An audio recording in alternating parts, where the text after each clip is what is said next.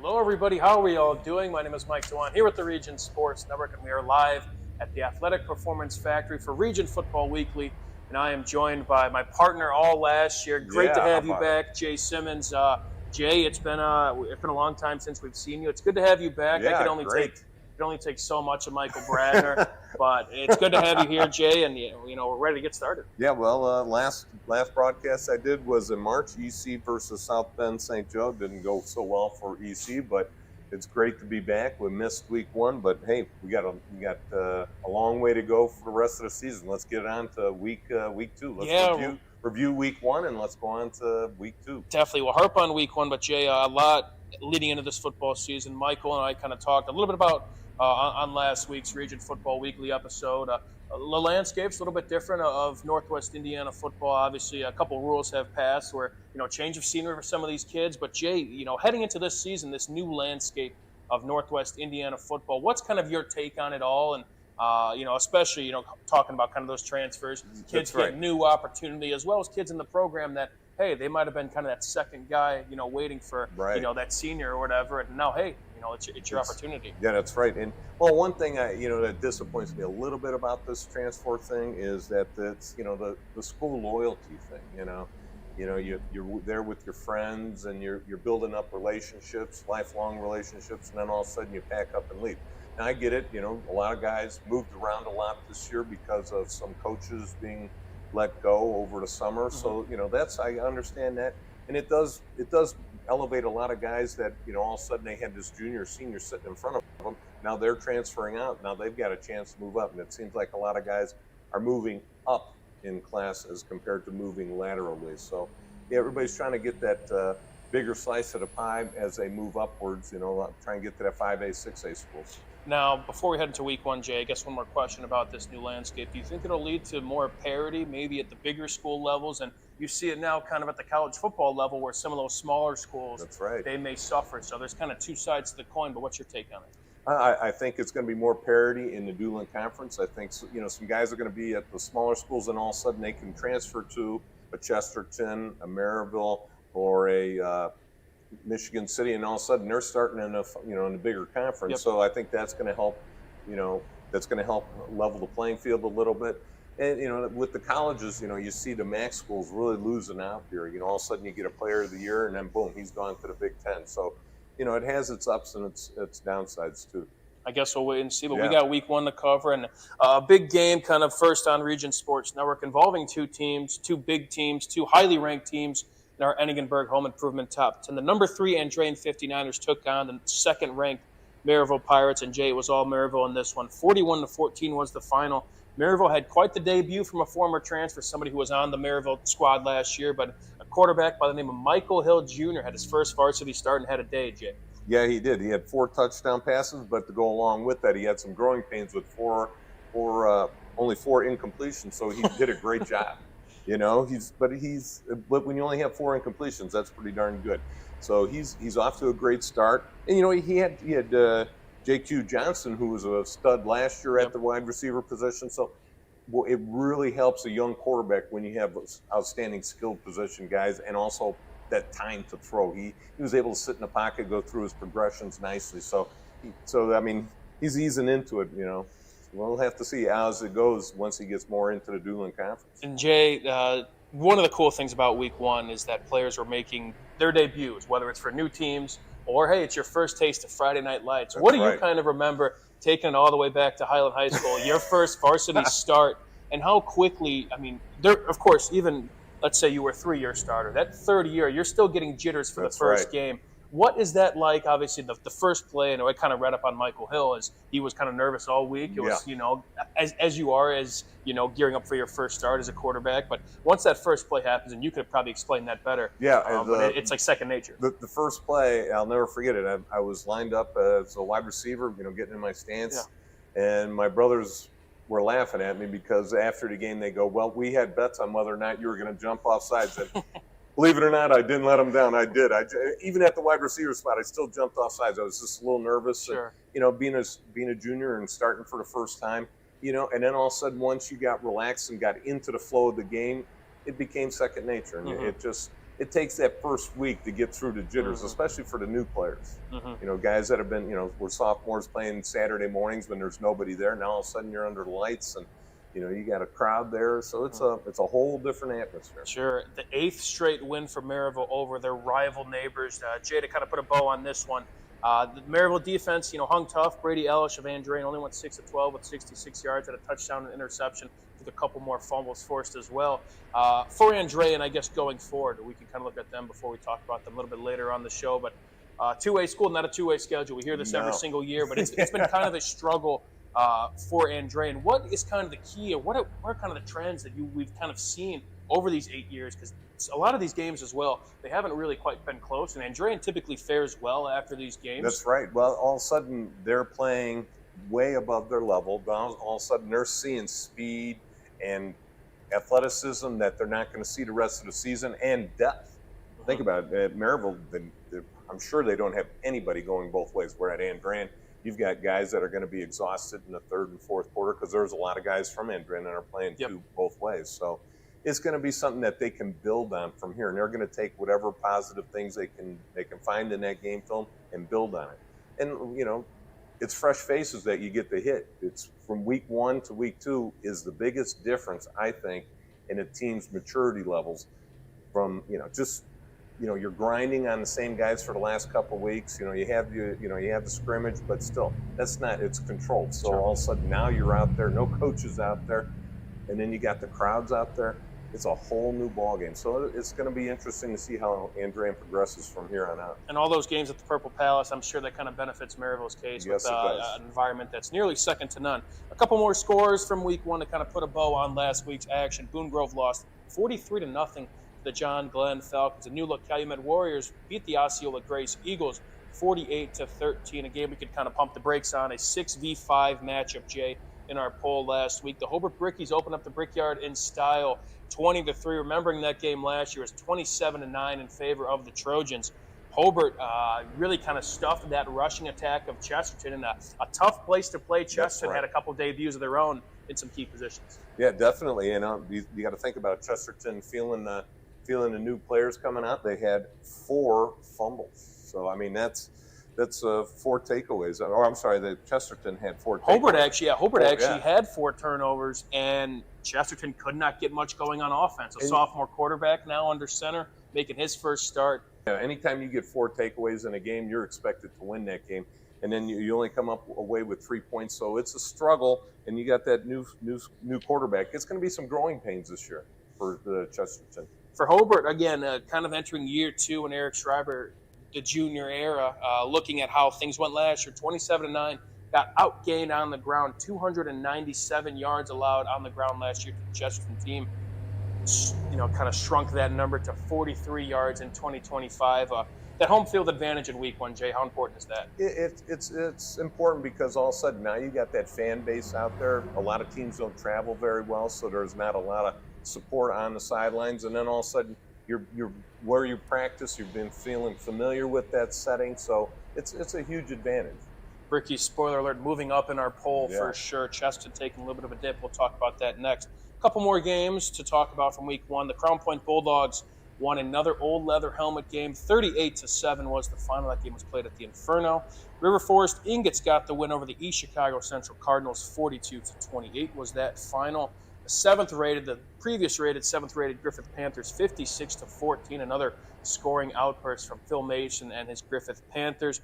Michigan City Wolves, a game we could punch the brakes on the Region Sports Network. Our third game, you could rewatch that replay as well. But 31-0 was the final. Michigan City got the win at Ames Field over the new look Hanover Central Wildcats. It was kind of just a rough go from an offense and a team that it was their second time shut out since the 2019 season.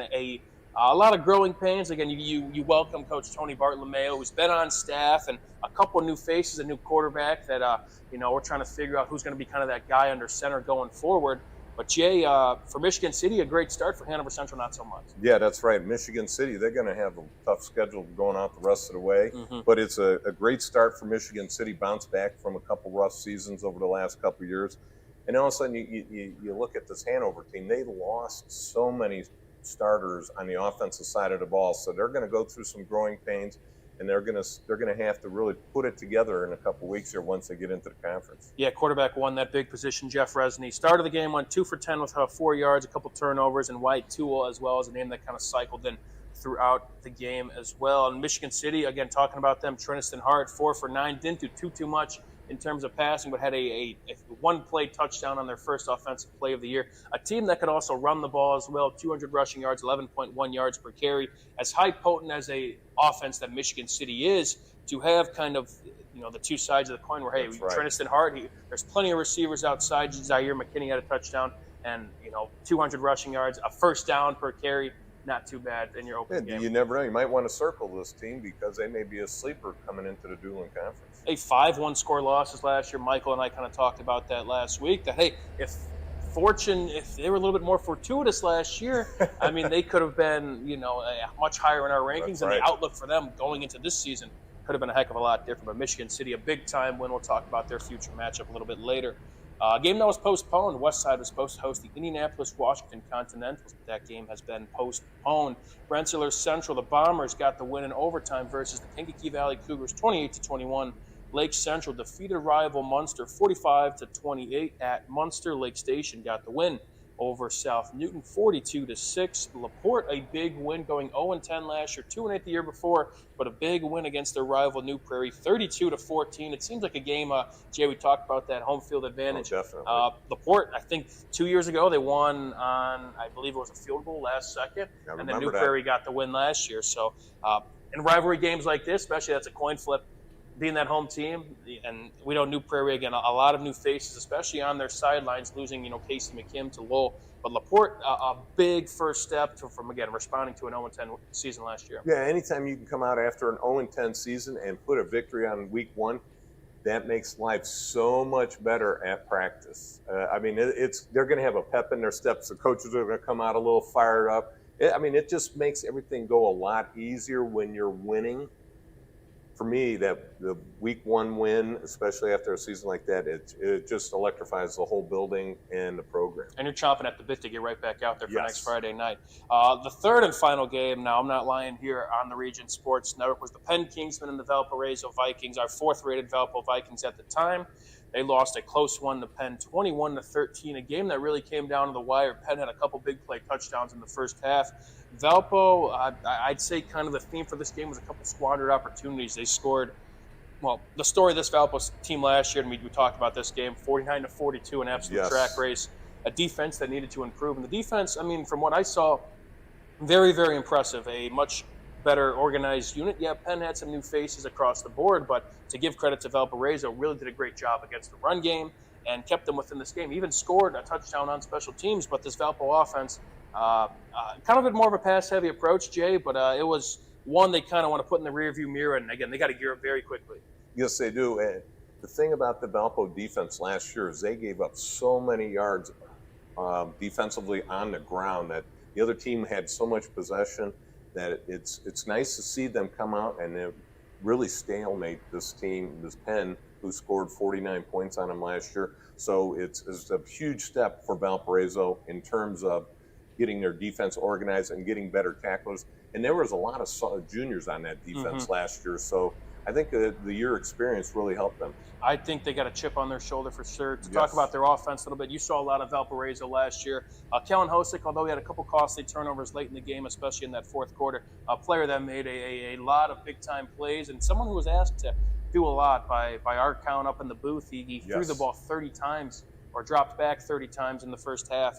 What do you like about him as a player? Again, you've seen a lot of him. He throws a very nice football. Yes, he does. He does a lot of great things on the ground as well, and he's a player that you want to have in your backfield. He's one of the captains for that double squad. And I think he's got that field IQ that a lot of quarterbacks don't have. If he sees that somebody's not open right away and he feels pressure, he is tucking the ball and running. He doesn't mind running the ball, and he did a great job last year with his feet.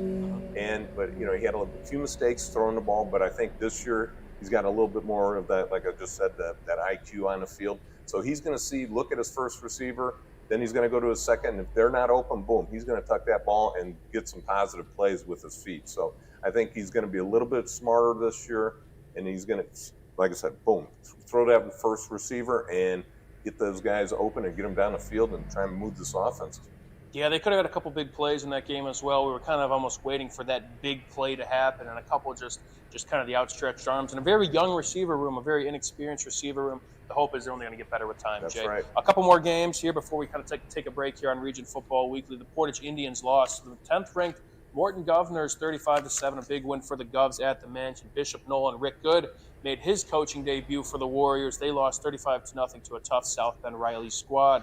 Three more games. Hammond Central lost to the South Bend Washington Panthers. That game was played at Hammond, 31-0 in favor of the team from South Bend. Wheeler got off to a big start at South Central. 52-0 was the final. And finally, North Newton welcomed Whiting Oilers, who had a coaching debut of their own, got the win there, 31-12. Jay, plenty of games. We got a couple more games. They shut the book now. We're moving on to the top 10 after this on the Region Sports Network, the only game in town.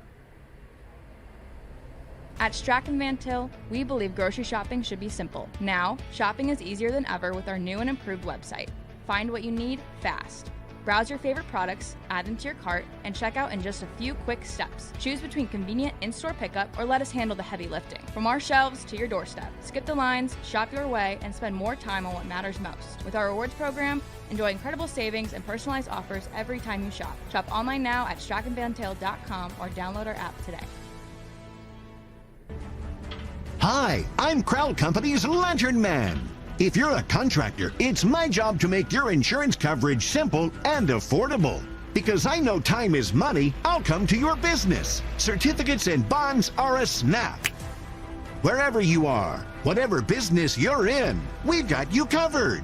As Crowell Company's Lantern Man, I'm your insurance superhero. Crowell Company's insurance professionals. Highland, Merrillville, and Michigan City. Thinking about what to do after high school? Consider a career with Boilermakers Local 374. As a Boilermaker apprentice, you'll earn while you learn. We offer excellent wages and benefits, and as part of our no-cost hands-on apprenticeship program, you'll learn from the best in state-of-the-art training centers and on the job. Become a union Boilermaker and get on your way to a great career. Find out more, visit www.local374.org or call 219-845-1000. From lighting up Friday night football to powering the classrooms that shape the students of Lake County, IBEW Local 697 is proud to support our region schools and the communities we call home. A career as a union electrician could be your next great move. Your next cap might be a hard hat. IBEW Local 697, powering futures, powering the region. Four Seasons Mechanical proudly serves Northwest Indiana, providing quality, reasonably priced, reliable service. With a quality and comfort guarantee, the professionals at Four Seasons Mechanical offer a wide range of services in heating, ventilation, and air conditioning. Whether it's residential or commercial, Four Seasons Mechanical is there 24/7. To find out more, the website is fourseasonsmechanical.com or give them a call at 219-756-7020. Four Seasons Mechanical, your indoor air quality specialist. Back here on the Region Sports Network, live from Athletic Performance Factory for Region Football Weekly, and I am joined by Jay Simmons. I'm Mike Dewan, and Jay, I know it's been a while since I've seen you. Right. We've all seen you, but one thing that sticks out to me, you are freshly chopped up here. I got a great new haircut. Yes, it is. Talk to me about it. It's it's from Level Up Barber Lounge. That's where you got to go. Head to Level Up Barber Lounge for a well-executed cut, like a well-executed play. Visit Big L and Big C on Booksy app to make your appointment. Noted. Yeah. I'll be there, baby. I'll be taking a trip there then after seeing what kind of haircut you're working with, Jay. All right. Absolute great work done over there, and a big shout out to Level Up Barber Lounge for what they've done for not only your haircut, but hopefully mine in the future. So big shout out to those guys. But Jay, we got a top 10 to break down, our Enningenberg Home Improvement Top 10, our second one of the season. But we got to talk about our outside looking in here first. A couple teams that are kind of knocking on the door, hoping to get in. We'll start with the Lake Central Indians, a little bit of team that we talked about. They beat Munster 45-28, but it was kind of scoreboard watching. It was a game that Lake Central usually has done very, very well against Munster. Not saying that they didn't do so last Friday, but a game that they trailed at half, a game that they trailed in the third quarter. So Lake Central was kind of teetering with that 10th spot. That's right. But I think, Jay, we're going to be seeing them tomorrow as well. But this is a team that they may have a little bit more to prove to enter in that 10th spot. Well, I think, we talked about first week jitters. I'm sure Lake Central had him for 3 quarters right there. And Coach Koulianis rocked the boat, shook it up, got him out there in the 4th quarter and took him in for the victory. But it seems like through the years, last year especially, that Lake Central really was a slow 4th quarter team. They would do well at halftime, reverse of this year. Yeah. So it seems like, man, now they've got to put the whole 4 quarters together this year, and it's going to be an interesting season. Can they break the top 10? I guess we'll wait and see. Cameron Reddick had a fantastic game. A whole rushing attack kind of effort of Lake Central. The Air Force commit, though, Cameron Reddick, I think he had over 200 rushing yards on the ground. Lake Central, not much through the air, but they'll take care of it on the ground. We'll talk about them a little bit later in the show. The Lowell Red Devils were on the bubble last week, Jay, kind of more so for a potential piece that, hey, you bring in a coach like Casey McKim that kind of shake things up, and who's just been a proven winner, and it's kind of tough to bump them out when you're playing a team like Crown Point. Yeah, that's right. When you're playing Crown Point and you're losing only 38-7, you've done a nice job. Not bad, right? That's right. And Crown Point last year was averaging 40 some points a game, only giving up 7 or 8 points a game. So they are a tough defense, and especially to score on for Lowell is a huge key. And I'm sure that Lowell's going to break down that scoring drive and go through it and look at all the good points. Again, building from week 1 to week 2. And Lowell, 2 very intriguing games coming up against LaPorte and Griffith. So a team that we can't quite knock out of the list just yet. Watch out for the Red Devils, despite that tough loss to Craig Buzy and the Crown Point Bulldogs. Moving up west side, a game that was postponed, but a team that always kind of hangs in there with Coach Boz. We'll keep it moving. The Hanover Central Wildcats, Jay, we harped on them a little bit in our kind of game, not previews, but I guess game outlooks from week ones, that we did. A rough start, 31-0. It's nothing they really see, and Jay, it does not get much easier. It's no, it doesn't. When you're playing week 2, you're playing Chittard. It's boy, somebody athletic director must not like their head coach because he's piling it on week 1 and week 2. So, but they are all about it, Jay. Yeah. They are all about it. They're ready to kind of keep raising that standard of Hanover Central football. That's right. And not to get on the AD a little bit, but it does help as you get into your conference. Now all of a sudden you're playing teams that don't have both ways starters. You're going to be playing teams that are more at your level. So it's nice to play up a level for a couple weeks and then ease back in. And we always talk about Andran playing up a level. We talk about Hobart always playing up up to 5 and 6A schools in the first couple weeks. And every coach I talk to always says they love that. They get a measuring stick right away of where their team is at, and then they can build on from that. So even in this case, Jay, in Hanover's, from what we saw last week, there was a struggle offensively and tough to kind of find production, or at least a definitive answer under center. Now, it's great. That's kind of maybe the whole team aspect that, hey, we're not going to be seeing teams remotely close. That's right. In terms of competition level. But for kind of the development and maybe some of the confidence of these players, especially in a key position like quarterback, would you say sometimes those tougher opponents, those very tough opponents in those first 2 weeks, is that maybe hurt some players, but maybe overall benefit the whole team? What's your kind of take on that? Well, I think you're right. It helps the team overall, but it may shake some guys' confidence levels, especially at the quarterback position. If you don't have time to sit back there and throw or run the ball and you're getting tracked down, you're getting sacked right away, it's going to rattle a couple quarterbacks, especially guys that haven't started before. Definitely. We'll talk about them maybe a little bit later, but yeah, they take on Chittard at home. Talk about a home opener to welcome that team. Won't be easy, but again, Coach Bartlett will have his guys ready. And finally, the team on our bubble, a new-look Calumet Warriors team that got a big win against Osceola Grace at home, 48-13. They scored 7 touchdowns. From my count, was 6 of them were by players that were not on the roster last year. A couple from, I believe, a couple Portage transfers. Simon Marshall's a name to look out for. Michael Olivari. They both had 2 touchdowns. They got a quarterback as well from Portage to get a new group of guys, and we'll kind of see this probably in the future as well. But a lot of pieces that, they played at a school together, but they still got to kind of gel and form some chemistry with some players that were not on that previous team of theirs. Well, that, and to go along with that, they've got to gel into the new coach's system. Mm-hmm. So it's not only a learning curve with the new players and new teammates, but it's also going to be adjusting to the coaching styles of the staff there at Calumet. It's going to be interesting to see how kind of this team fares. One a team to look out for. definitely with Charles' salary, of course, as well. Kind of has this program on an upswing after a 2-win improvement last year. But getting into our top 10, Jay, a familiar name that was in this list a lot last year, kind of put them on our bubble last week, were the Wheeler Bearcats. Got a convincing 52-0 win at South Central. Now, we're not going to overreact after 1 week, but that's a big first game, and this is a team that can still score points despite losing. You saw Wheeler a little bit last year. They had, a senior-led team. Some great defensive presence, as well as you had your quarterback. You had Bryce Compton, who was a fantastic two-way player. And now you kind of enter into a little bit of a youth movement with, Tyne Veticol's been a name that's been doing it for a couple seasons, now a senior. But Levi Murray had 2 touchdowns in the backfield, and they got a new quarterback over there as well, who's, again, kind of studied under Caleb Klimzak. I mean, I guess my question for you, Jay, is can we still expect Wheeler to not rebuild, but retool here and maybe circle the wagons and be a force in that GSSC and beyond? Yeah, well, Coach Testa, I think he's going to circle the wagons with his young guys, try and put them in positive situations, and it seems like they've got a good momentum builder to start the season. And, it's going to get tougher for them as they get into their conference, so it's going to be interesting.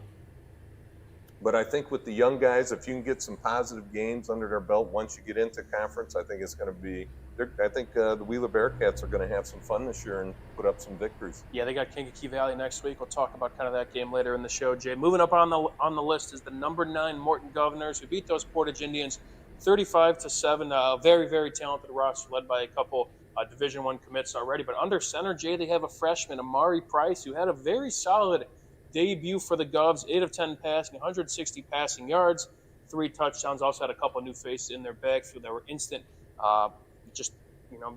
They hit the ground running and they made their debuts and they were ready to go. I think Elijah Boone was a name that is now on the Morton Governors, and he was somebody that found the end zone. And it's when you have a couple guys to be on this Morton squad that we see some new faces here and there just about every single season, but to get off to that 1-0 start, they were 0-4 last year.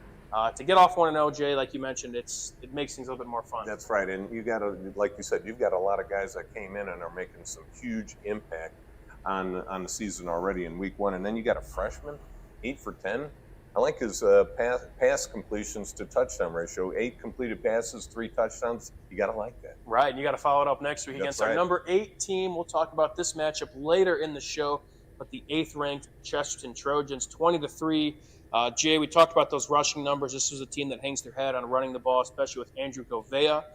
He had quite the day against Hobart last year. Brady McCormick as well. I think he had, I want to say, a couple touchdowns. I think well over 150 yards. Their former quarterback. So if Chesterton can't run the football, again, only 43 rushing yards, it's, what's kind of that plan B? Is Chesterton, you think they're going to hang their hat on running the football? Because kind of what we saw against Hobart, if things don't go well. That's right. They seem to always be that one-dimensional team. They're going to have to open it up and really come out and start throwing the ball, especially if they're giving up 20-some points a game like they did in week 1. They're going to really have to start opening up and do some play action, do some different things to get some points on the board. And definitely they're going to be working on blocking assignments this week. Yeah, no, for sure. But to look at you talk about maybe staying a little bit more two-dimensional. Their sophomore quarterback as well, he spread the ball around a little bit, and being a sophomore quarterback, the game tends to hopefully slow down throughout the course of the season. Right. Obviously, it's going to be the quickest you'll see it, especially playing week 1 at the Breaky Bowl, or at the Brickyard, we can call it now. But, Jay, that slowdown process, what can you say about that over the course of the season and your high school career? The first 2 or 3 weeks, it's going to be a game that's going so fast he isn't able to catch it. Then all of a sudden, about week 4, 5, all of a sudden the pieces are coming together.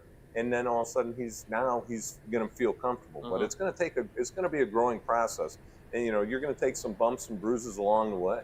Coming in at number 7 on our list are the Michigan City Wolves. Fresh off that 31-0 victory over the aforementioned Hanover Central Wildcats. Forced 5 turnovers against this Hanover Central, typically a potent offense. Now they got to gear up and get ready for Lafayette Jefferson, a game that's always played close. Jay, we talked about in Michigan City, a team that 5 one-score losses last year, 2 years ago. They were kind of in that same boat, but had a couple more wins. I think we're going to expect this one to be a close one. Yes, I do, and I think, like I said, circle that team because they may make some noise throughout the Dueling Conference. I think they're ready to make that next level.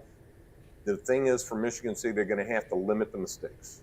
When you're losing that many games by 1 score, then it seems like you're shooting yourself in the foot. You put a drive together and all of a sudden you get a penalty, or all of a sudden you get a turnover in your red zone. So they're going to have to limit mistakes and be able to execute, and I think they can do that against Lafayette, Jefferson, and let's see if they can do it. Yeah, history shows itself. Again, last two meetings have been within single digits. That game was 17-13 in favor of the Broncos last year. Valparaiso drops to our 6th spot. They were previously ranked 4, lost to Penn 21-13. We'll talk about Valp a little bit later, but a team that I kind of noticed, Jay, and you could kind of speak on what you saw last year, but a lot of kind of window dressing in terms of what their offense was looking like a lot of orbit motion, kind of sending a guy, behind the quarterback, and a lot of swing passes to really test the defense more so horizontally. From what we're kind of accustomed, I mean, they do a lot of work in between the tackles, some great running backs, but a lot asked of Kellen Hosick, and we think he's going to deliver.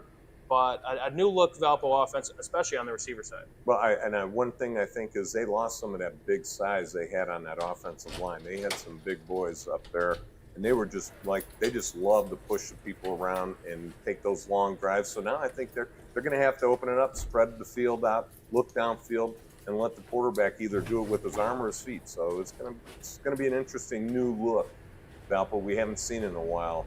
Them airing the ball out, I think we said, 30 times? 30 times in the first half. 30 dropbacks. I mean, probably last year you can go back and put 2 games together and didn't throw 30 times. Right. I mean, it's interesting. When you have a guy like Kellen Hosick who's only hoping to improve, and we'll talk about their next game coming up, which is going to be another big test for that Valparaiso squad. But this is a team with Phil Marshall as well that they always seem to kind of fare well once the games really, truly matter. Griffith bumps up to 5. They were previously ranked 7th, and we'll talk about them a little bit. They take on Munster.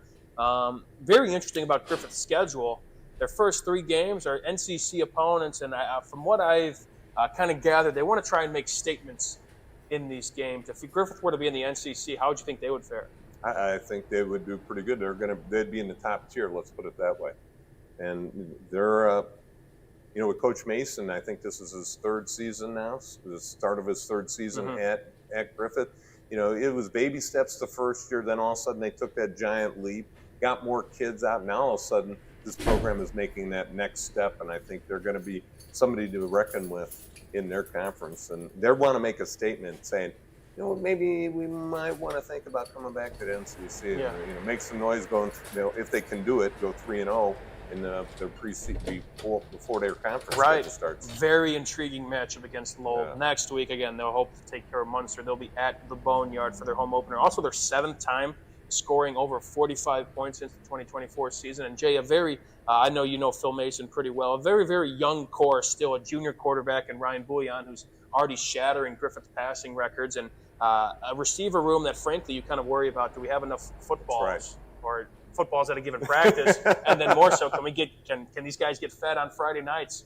That's a great problem to have, Jay. Yes, it is, and that's one thing that the defense now all of a sudden, you're feeding one receiver all the time. Now all of a sudden you got 2 or 3 other guys that are going to be open. It's the defense can't key on anybody, and I think that's going to be a huge factor for Griffith as they move forward. Moving up the list, Andrean, they dropped to our 4th spot. Again, they lost to Maryville 41-14, a couple turnovers, just another Maryville dominant performance by the Pirates. And Jay, just one question here. I mean, we've seen this happen, obviously, for 8 seasons.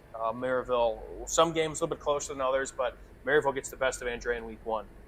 Although this is a rivalry game, we kind of, in some aspects, week 1's important in this case, but in Andrean's case, on 2A versus a 5A, although you want the bragging rights of your neighbors, not too far, how much does this game really matter outside of, okay, this is where we're at for, gearing up for probably another tough non-conference opponent and gearing up for the course of the entire season? That's right. Or is there I don't know. It's an interesting case. Well, and I remember talking to Coach Skinner, a few times in the past, and he's, I always bug him about the strength of schedule, and he just goes, "Man, are you ever going to let it go?" And I go, "No, I can't."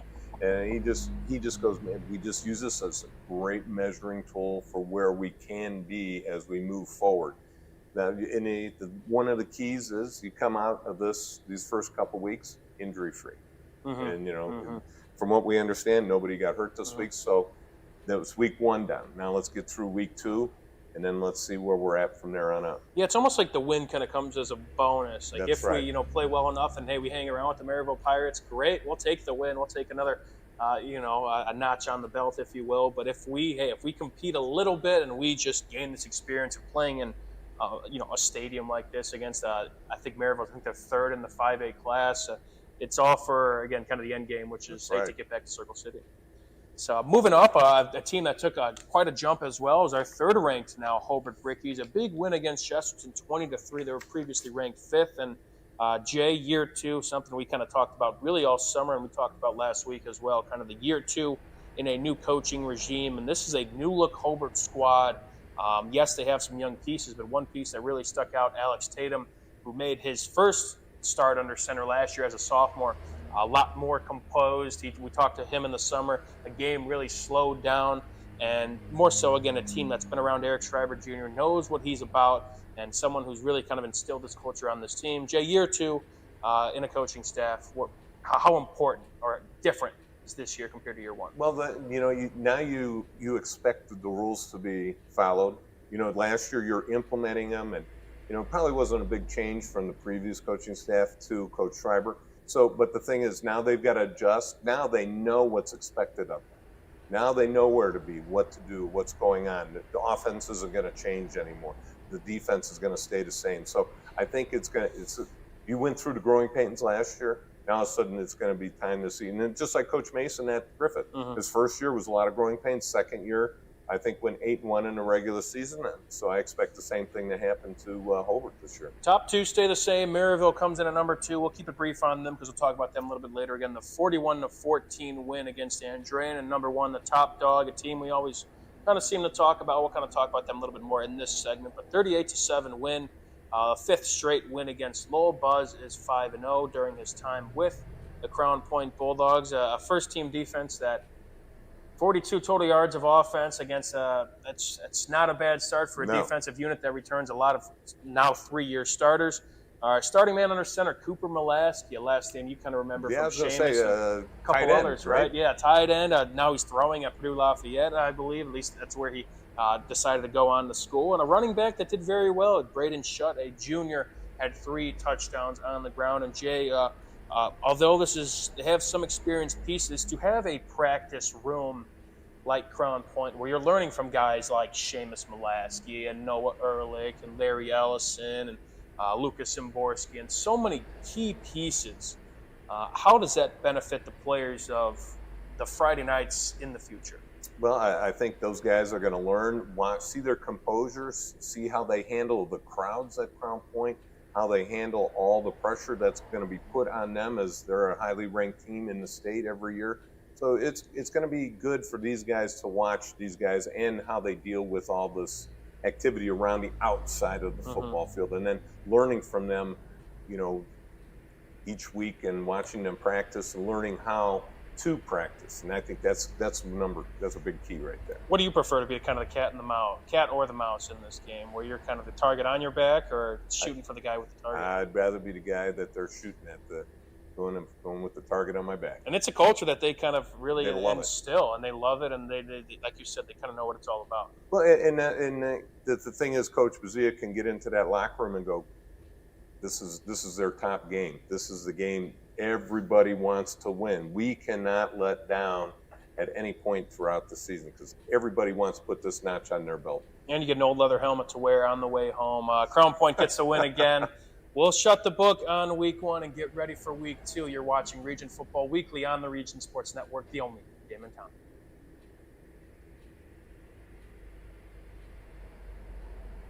Flip the switch, a light turns on. Press the button, machines and instruments come to life. Touch the screen, communicate with the world. Simple tasks, guaranteed results, every second of every day. That's the power of power. And that's the power brought to you by the NECA contractors and electrical workers of Local 531. With electrical services from Economy Electric Heating and Cooling, you can radiate the perfect amount of light and energy into your home. From rewiring and code upgrades to ceiling fans, lighting, security, and more, Economy Electric Heating and Cooling's trained electricians will make sure you can enjoy your home on full power all the time. For a free estimate on electrical work, call Economy Electric Heating and Cooling at 219-923-4441, and you can visit them on the web at forajobdoneright.com. That's the number 4ajobdoneright.com. Earn while you learn from the best hands in the business. The Bricklayers Allied Craft Workers for Indiana, Kentucky Apprenticeship. That's right, this is a paid apprenticeship. I'm getting an education while learning a trade and getting paid for it. The thing that surprised me the most about this apprenticeship program is the respect I have received after the proper time and training. Classes start soon, so apply now. There are training centers throughout Indiana and Kentucky. We are the Bricklayers and Allied Craft Workers for Indiana, Kentucky Apprenticeship. The best hands in the business. Quintel Incorporated is a family-owned and operated company located in Northwest Indiana that specializes in the reconditioning, repair, and remanufacturing of heat exchangers. Since 1994, Quintel has been handling jobs of all sizes throughout the country. Equipped with the most modern technology and advanced tools, Quintel provides top-notch service. When you trust Quintel for all your needs, you'll get peace of mind and a finished job that exceeds your expectations. For more info about Quintel and the services they provide, visit quintel-inc.com. Level up your haircut at Level Up Barber Lounge in Highland. With over 30 years of combined experience, walk in today and get treated by some of the best in the business. To book an appointment, call 219-513-9083 or schedule a time online via the Booksy app or webpage. Head to Level Up Barber Lounge in Highland for a well-executed cut like a well-executed plan.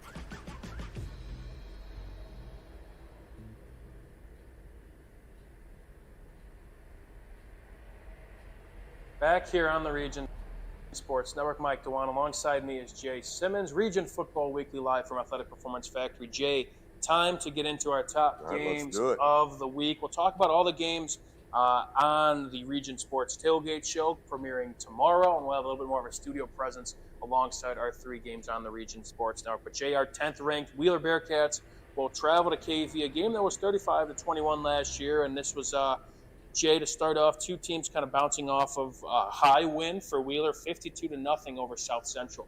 And KV, a tough loss against their rival in Rensselaer Central, 28-21 in overtime.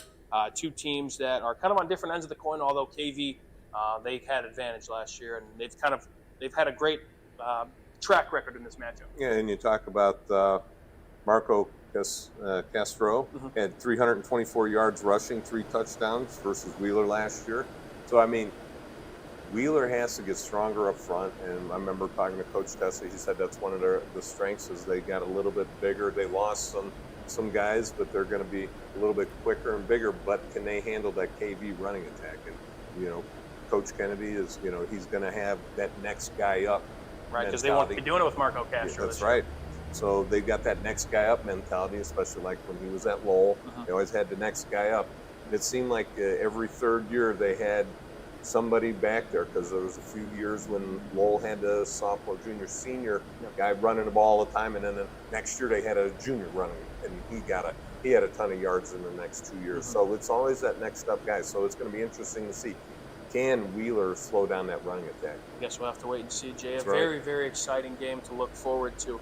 But a big game at the Purple Palace. Maryville takes on. We got one of two Indiana versus Illinois matchups in the Duneland, we could say. Maryville will be visited by Loyola Academy. Maryville coming in at second in our poll, but Loyola, if they were in Indiana, they would probably be first on our poll. Loyola back-to-back state champions at the 8A level. That is the biggest level in the state of Illinois. This is a team that, although they're ranked second in the Super 25 in the state of Illinois, this is a very newly, there's a lot of sophomores, a big sophomore class with some high-level college recruits, but a team that lost a lot from last year and a tough place to play in Maryville, Jay. Yes, and they only have 5 returning starters on both sides of the ball. Right. That is amazing, and they're ready to reload. I'm sure there's no, well, we got to have a rebuilding year. I'm sure with Loyola, they are ready to go back, and especially now that they have a number 2 rating in the state of Illinois. And don't forget, Illinois this will be their first week, right? Right. Loyola. So it's gonna be a little bit of the jitters. We'll have to see how they fight through it. And Maryville's already got their their first game, legs underneath them. So it's going to be interesting how that first quarter really plays out.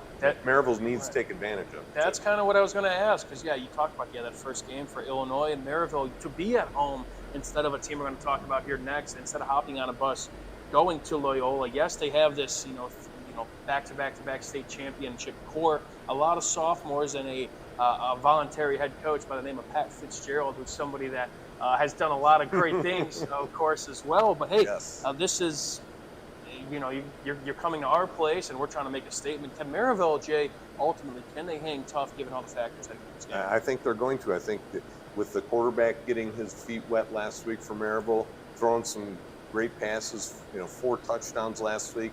You've got experienced receivers coming back. The key is going to be, can they slow down the pass rush of Loyola and keep their quarterback upright and in the pocket, and him being able to get down the field, and then spice in that running game that Maryville always does so well. Going to be a super, super intriguing one. We don't see many of these Illinois versus Indiana matchups really ever, and especially a team that is prestigious and historic like Loyola Academy. And another team that will be traveling to Illinois to take on a very prestigious team as well is the 6th-ranked Valparaiso Vikings. They'll be taking on Brother Rice, heading over there to their home field. Brother Rice, they have a 3-star recruit in King Liggins. He's going to be going to Illinois. And a team that maybe does not have the 3-peat in the 8A class like Loyola, but still a very, very tough place to play for Valparaiso to hop on a bus. But hey, week 1 for them as well. Valpo looking to kind of get that sour taste out of their mouth, Jay. Interesting to see how kind of this one fares. Well, hopefully they can avoid that 0-2 start and have a good game this week.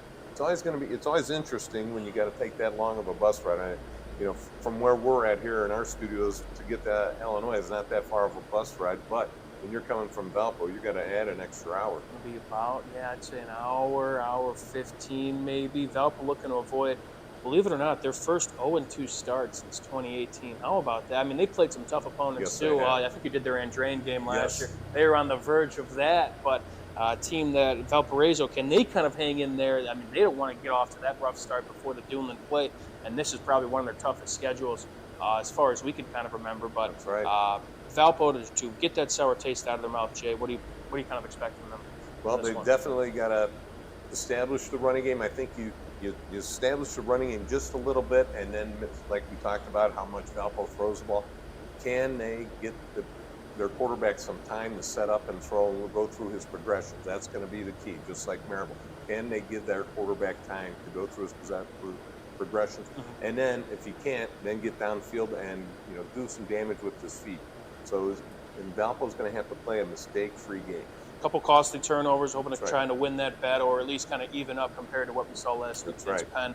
We'll have 3 games on the Region Sports Network, and we'll be right back here from the Athletic Performance Factory and Region Football Weekly on the Region Sports Network. The only in the town.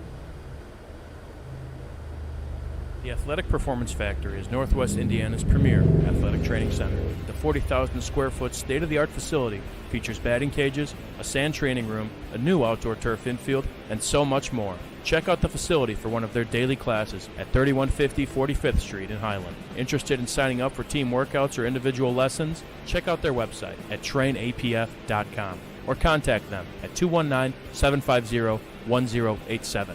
Athletic Performance Factory, where athletes are made. Calling all current and future homeowners in the Northwest Indiana area. Whether you're buying or selling, Brent Wright is here to make your real estate journey smooth and successful. With years of experience, personalized service, and a deep knowledge of the market, Brent will help you find the perfect place or get the best deal for your property. Call today at 219-406-7195 and take the first step toward your real estate goals. Contact Brent Wright, the right way to buy and sell real estate. When it comes to your money, you deserve more than just numbers on a page. You deserve someone who sees the full picture. Meet Mark Machnick, one of Northwest Indiana's most trusted accounting professionals. Whether you're running a business, planning for retirement, or just trying to make sense of tax season, Mark Machnick, located in Highland, makes it simple, personal, and believe it or not, painless. Contact Mark and his team today at 219-595-5290. Mark Machnick, CPA. Blythe's Team Sports in Valparaiso is a leader in athletics apparel and equipment sales. With in-house production including screen printing, trophies, embroidery, and more, Blythe's can help you to create the perfect look. For more information, visit them online at teamblythes.com. Blythe's Team Sports in Valparaiso, where the athletes shop. Back here on the Region Sports Network for Region Football Weekly, our final segment of the evening. Mike Dewan alongside me, Jay Simmons, Justin Cole, our producer tonight. Zach Miller also helping us all out. Jay, 3 games. A game you and I will both be at. We'll start it off here. Grand Rapids Catholic Central will be taking the trip down to Lake Central. 2 teams that played each other last year. One of those many close games that Lake Central unfortunately lost. I believe that was 17-10 in favor of the Cougars up there in Michigan. But Jay, a very intriguing out-of-conference game for Pete Koulianos and his squad. And we talked about them in the Enigenberg Top 10 preview, a team that was on the bubble. Hoping to kind of respond here and take on a team that might be experiencing a little bit of a maybe, slugginess, and to kind of hop on a bus and go as far as they have to. Might benefit Lake Central here. Yeah, definitely. And I think one thing for Lake Central is if they can establish their running game, get some positive plays going, and then throw in a little bit of play action, do ball control, and keep their offense off the field, I think they've got a good chance in this game. I'm doing the game, so I'm not going to comment any further than that on they've got a chance if they can control the ball and keep the opposing team's offense off the field. Sure, and I say one thing you can maybe comment on is a fun place to play like Lake Central, their home opener, coming off a 1-0 record. They split kind of the 1-1 last year. They had a great start to the season, but a 2-0 start, Jay. The community kind of starts a little bit more buzz. Yeah. We should probably expect maybe a pretty fair showing at Lake Central tomorrow night. Oh, definitely. And like you said, if they can get that 2-0 going, that would be great for Coach Koulianos, be great for the building, be great, for the community, like you said, get that fan base support going. When you go 2-0, it's always a great feel, especially going out to practice. And you gear up for Duneland play, where coming on week 3. So we'll cross that bridge when we get there. But about the Cougars, 7-5 last year, led by a couple quality pieces. We'll see kind of once again when Lake Central. You talked about it, Jay. This was a team that runs the football very, very well. Cam Reddick, the Air Force commit, 204 rushing yards, 4 touchdowns against Munster. And Christian Reed, 164 rushing yards of his own. Jacob Turley, 95 rushing yards, 2 scores. Lake Central, the identity might be running the football, but play action. It's still a young season. Yes, it is. Cam Reddick, kind of a two-way player, more of a rushing quarterback. Wes Lalich as well. I guess we'll wait and see how this kind of offense evolves tomorrow night. Another game on the Region Sports Network. The third-ranked Hobart Brickies take on the Portage Indians. Hobart, also surprisingly enough, seeking their first 2-0 start since 2018. Talk about a community, Jay, before we get into the game, a community that would really rally around a 2-0 start. Oh, definitely. And against 2 Duneland Conference teams, they'd be eating that up. And there's always got a great fan support. It would just only increase it some more. Yeah, it was this week 2 matchup was typically them versus Maryville. That game, obviously, no longer the case. Now they take on a new-look Portage squad that we kind of talked about this with Wheeler and KV. Once again here, Jay, 2 teams that are trending in different directions. Hobart bounces off that big win against Chesterton last week, a game that they avenged from the previous season with a 20-3 win. And now you look at Morton Portage that had a big win against Morton in the opener last year. And now things kind of get flipped and you lose 35-7. And now you got to gear up and take on a great Hobart squad. That's right. And then the thing with Portage, you lost a lot from last year to this year in the transfer portal. So I think it's gonna take them a while to put the pieces together. But once they get everything together, they're gonna be doing it. They're gonna have a good season. So, it's gonna be slow momentum.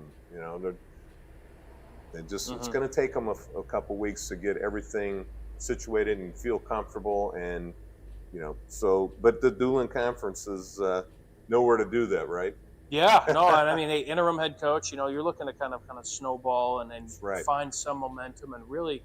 It's a long season. Yes, there's not really many weeks you could take off with Portage. This is a good game to really kind of bounce back and at least be competitive in and maybe take some wins, whether it results in a couple points falling up short or whatnot. But like you said, it's been kind of a whirlwind of an off season. To highlight kind of these games, I forgot to mention Lake Central and Grand Rapids. Catholic Central starts at 6 o'clock tomorrow. That stream will kind of probably 5:45. And then these 2 games, Hobart and Portage. And our third and final game, Morton and Chesterton, will kick off around 6:45 7 o'clock kickoff. And spoiler alert, our third game, a top 10 matchup. The 9th-ranked Morton Governors taking on the 8th-ranked Chesterton Trojans. Morton seeking its first 2-0 start in a full season since 2018. Was the number. 2020, that was not a full season, but they had a 2-0 start. But 2018, I believe, is that number. Lost to Chesterton last year, a game that very interesting to see this kind of how this works. But Chesterton, they ran the football a ton last year, 297 rushing yards to 135, won that battle. Andrew Govea alone outgained the Govs with 190 yards on his lonesome. Chesterton, we have to see kind of an improvement in that game if they want to maybe stand a chance in this one. Well, I think they've got to become multidimensional. They cannot just focus on running the ball. They've got to work on that passing game and get the ball down the field. Last year they started 2-0 and then ended up 2-8. Yeah. So that's one thing, as they build into the Duneland Conference, they're going to have to really set their focus on opening up this offense and getting some points on the board.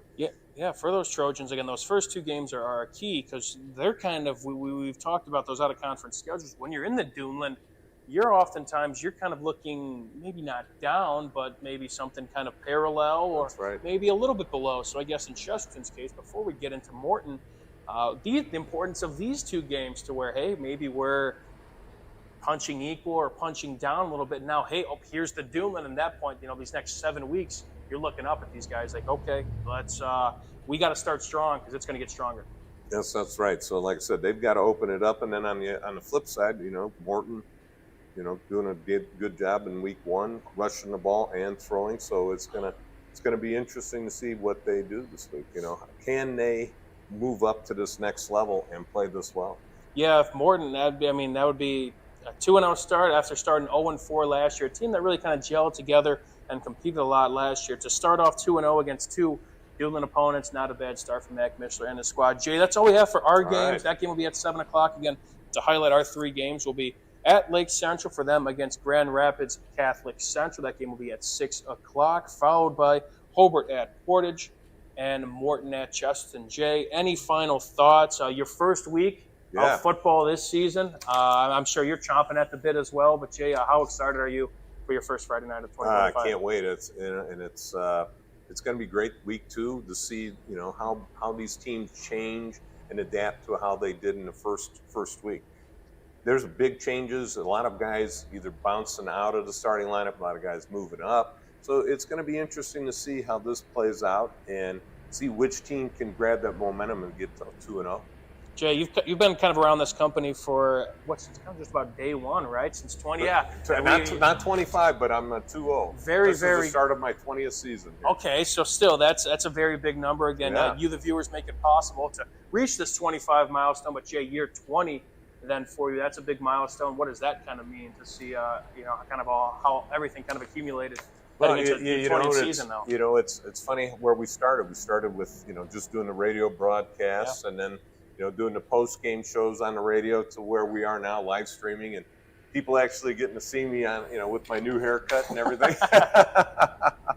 But no, it's great to be here. I love doing this, and if I didn't really enjoy it this much, after all these years, I wouldn't be doing it. But I love being at the game, the excitement.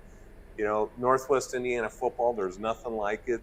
The crowd it gets me pumped up, and I'm glad to be a part of it. And Coach Chris Ramirez has let me stay along for the ride, and it's been a great ride for the last 20 years. Yeah, I love it. No, man. Well, hey, to year 20, let's have some fun, Jay. Yeah, let's do it. You'll be seeing a lot more of us on Region Football Weekly, as well as you'll be hearing his voices on Friday nights. But for Region Football Weekly this week, and from us here at Athletic Performance Factory, that's all we got here. Rest up, and we'll be back here tomorrow night for 3 games on the Region Sports Network, as well as our Strachan Van Til Hometown Scoreboard with 5 scoreboard updates and the Region Sports Tailgate Show and the Region Sports Wrap-Up Show as well. For Jay Simmons, for everybody here at Athletic Performance Factory, I'm Mike Dewan with the Region Sports Network, the only game in town.